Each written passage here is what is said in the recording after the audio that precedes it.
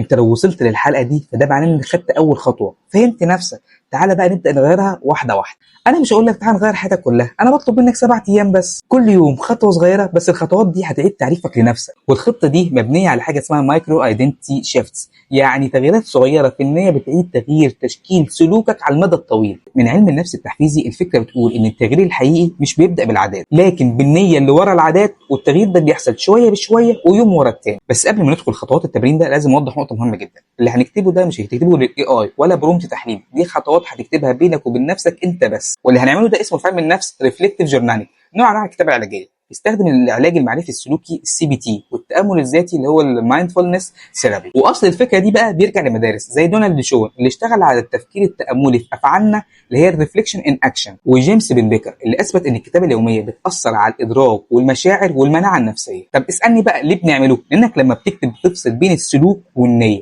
وده بيديك فرصه انك تلاحظ وتعيد برمجه دماغك من جوه. مش بتفكر بس، انت بتشوف نفسك وهي بتفكر. واللي جاي مش كلام بنردده خلاص، دي طريقه مثبته لاعاده بناء علاقتك بنفسك، واحده من اقوى ادوات التحول لنفس الحقيقي. ويلا بينا نبدا يوم بيوم. تعال نبدا مع بعض ال7 ايام. اول يوم، ايه اللي عملته الاسبوع اللي فات وكنت بعمله عشان ابان مش هتغير؟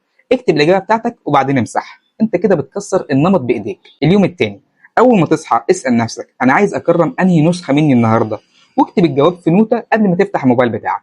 اليوم الثالث، قبل اي بوست او مشاركه، هل اللي بعمله ده بيعبر عن تحولي ولا بيستعرض صورتي؟ بوز لحظه واحده كده من حياتك وخد القرار اللي بيعبر عنك. اليوم الرابع بقى، النجاح الحقيقي بحس بيه بايه حتى لو محدش شافه. اعمل انجاز صغير لنفسك واحتفل بيه لوحدك. اليوم الخامس، ايه الحاجه اللي بخاف الناس ما يعرفوهاش عني وهل هي سبب نجاحي؟ شارك لحظه صدق لنفسك انت بس، مش عشان حد يشوفها.